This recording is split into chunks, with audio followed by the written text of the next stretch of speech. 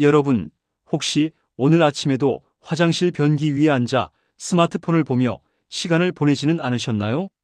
잠시 쉬는 시간이라 생각하며 무심코 했던 이 행동이 사실은 우리의 수명을 갉아먹고 끔찍한 질병을 부르는 무서운 습관이라는 사실을 알고 계셨습니까? 평화로운 휴식처여야 할 화장실이 순식간에 건강을 위협하는 시한폭탄으로 변할 수 있습니다. 오늘 이 시간, 무심코 변기 위에 오래 앉아 있는 습관이 우리 몸에 얼마나 치명적인 결과를 초래하는지, 그리고 어떻게 하면 이 무서운 위험에서 벗어나 건강하고 활기찬 삶을 유지할 수 있는지 아주 상세하게 파헤쳐 보겠습니다. 끝까지 집중해서 들어주시고 여러분의 소중한 건강을 지키시길 바랍니다. 우리가 매일 사용하는 수세식 변기는 참 편리하지만 그 위에 앉아있는 자세 자체가 우리 몸, 특히 하체와 항문 주변에는 엄청난 부담을 주는 자세입니다. 변기 시트의 구조를 가만히 생각해 보십시오. 가운데가 뻥 뚫려 있기 때문에 우리가 변기 위에 앉게 되면 체중의 상당 부분이 엉덩이 양쪽으로 분산되는 동시에 뚫려 있는 항문 쪽으로는 중력과 체중의 압박이 고스란히 쏠리게 됩니다. 평평한 의자에 앉아 있을 때와는 비교할 수 없을 정도로 높은 압력이 가해지는 것입니다. 이 상태로 5분, 10분, 나아가 20분 이상 앉아 있게 되면 우리 몸의 혈액순환 체계에는 비상이 걸립니다. 심장에서 뿜어져 나온 혈액이 하체로 내려갔다가 다시 원활하게 올라와야 하는데 변기 위에 오래 앉아 있는 자세는 이 혈액의 흐름을 꽉 막아버리는 역할을 합니다. 특히 항문 주변의 얇고 섬세한 혈관들의 피가 비정상적으로 쏠리게 되고 복부의 압력, 즉 복압이 계속해서 상승하면서 혈관이 풍선처럼 부풀어 오르게 됩니다.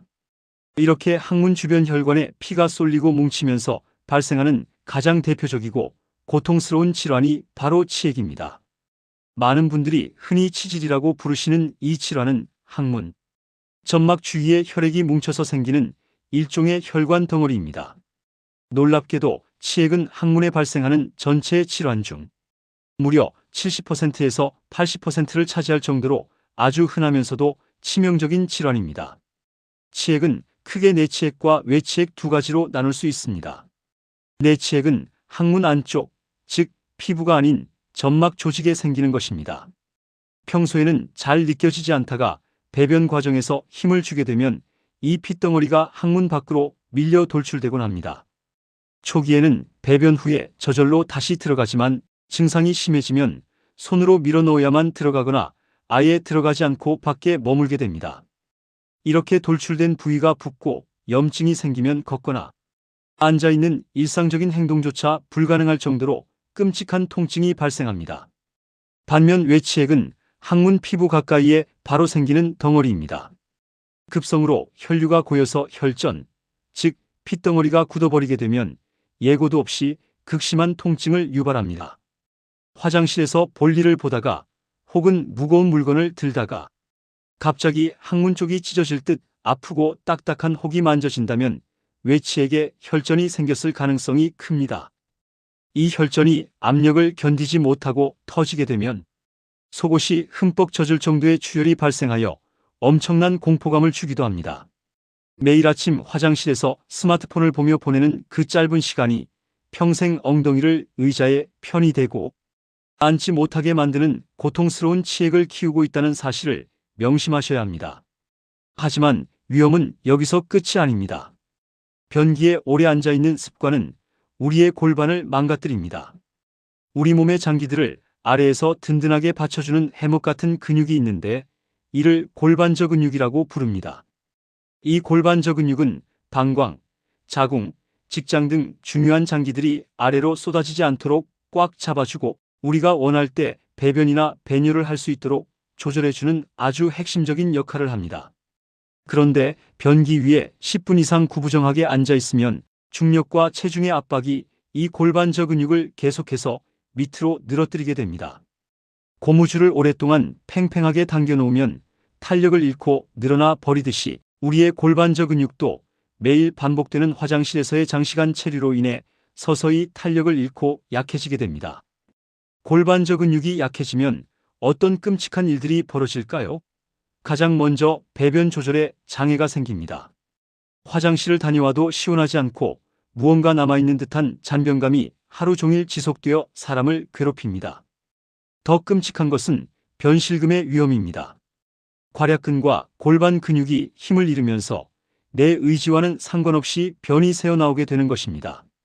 변실금은 단순히 신체적인 고통을 넘어 사람을 만나는 것을 두렵게 만들고 외출 자체를 꺼리게 만들어 심각한 우울증과 대인 기피증까지 유발할 수 있는 무서운 질환입니다. 기침을 하거나 크게 웃을 때 소변이 새어나오는 요실금 역시 이 골반저 근육의 약화와 깊은 관련이 있습니다. 스마트폰을 보며 웃고 즐기는 사이 우리의 하체 근육은 무너져 내리고 있는 것입니다. 더욱 충격적이고 소름 돋는 사실은 이 습관이 장기가 몸 밖으로 빠져나오는 직장 탈출과 같은 끔찍한 질환으로 직결될 수 있다는 것입니다. 직장 탈출증이라는 병명을 들어보셨습니까? 직장은 대장의 가장 끝부분으로 항문과 연결되어 있는 부위입니다. 이 직장이 원래 있어야 할 자리를 이탈하여 항문 밖으로 완전히 뒤집혀 빠져나오는 질환이 바로 직장 탈출증입니다. 실제로 지난 2018년 중국 광둥성 중산에 거주하는 한 남성에게 일어난 충격적인 사건이 전 세계를 경악하게 만들었습니다. 이 남성은 평소처럼 화장실 변기에 앉아 스마트폰으로 게임을 즐기고 있었습니다. 30분 이상 변기에 앉아 게임에 몰두하던 중 갑자기 항문 쪽에서 무언가 커다란 덩어리가 쏟아져 내리는 끔찍한 감각을 느꼈습니다. 놀랍게도 그의 직장이 항문 밖으로 완전히 빠져나와 버린 것입니다. 응급실로 실려간 그 남성을 진찰한 의료진은 경악을 금치 못했습니다. 의료진은 이 끔찍한 사태의 원인으로 어린 시절부터 화장실에서 오랫동안 배변을 하는 안 좋은 습관을 방치한 것과 당일 스마트폰 게임을 하며 변기 위에서 30분 이상 극심한 복압을 발생시킨 것을 꼽았습니다. 다행히 긴급 수술을 통해 빠져나온 장기를 다시 제자리로 돌려놓고 무사히 일상으로 돌아올 수 있었지만 안심할 수는 없었습니다. 직장 탈출증은 한번 발생하면 수술을 하더라도 골반 근육 자체가 이미 약해져 있기 때문에 재발할 위험이 굉장히 큰 질환으로 꼽히기 때문입니다. 평생 언제 다시 장기가 몸 밖으로 튀어나올지 모른다는 공포 속에서 살아가야 하는 것입니다. 남의 나라 이야기 혹은 특이한 사람의 이야기로 치부하기에는 화장실에 스마트폰을 들고 가는 우리의 일상과 너무나도 닮아 있어 등골이 서늘해지는 사례가 아닐 수 없습니다. 그렇다면 이 무서운 위험들로부터 우리 몸을 지키기 위해서는 어떻게 해야 할까요? 정답은 의외로 간단합니다. 지금 당장 화장실에서의 습관을 완전히 바꾸셔야 합니다. 가장 중요한 제1원칙은 변기 위에 앉아있는 시간을 무조건 5분에서 최대 10분 이내로 끝내야 한다는 것입니다. 변기에 앉자마자 볼일을 보고 바로 일어나는 습관을 들이셔야 합니다. 만약 5분이 지났는데도 배변에 성공하지 못했다면 미련을 갖지 말고 과감하게 변기에서 일어나셔야 합니다. 변기에 계속 앉아서 억지로 힘을 주는 행위 자체가 항문 혈관을 터뜨리고 골반 근육을 파괴하는 행위입니다. 일단 일어나서 가볍게 집안을 걷거나 따뜻한 물을 한 잔 마시며 장이 다시 운동할 수 있는 시간을 주어야 합니다. 그리고 다시 신호가 올 때 화장실에 가는 것이 훨씬 안전하고 현명한 방법입니다. 이러한 짧은 배변 시간을 지키기 위해 가장 먼저 실천해야 할 필수 행동이 있습니다. 바로 화장실에 들어갈 때 스마트폰, 책, 신문 등 우리의 시선을 빼앗고 시간을 지체하게 만드는 그 어떤 물건도 절대 가지고 들어가지 않는 것입니다. 우리 뇌는 시각적인 정보에 집중하게 되면 몸의 다른 감각, 즉 배변의 신호나 시간이 지나는 감각을 둔하게 만들어버립니다.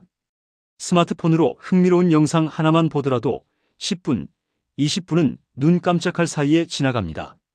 화장실은 오직 배변만을 위한 공간이어야 합니다.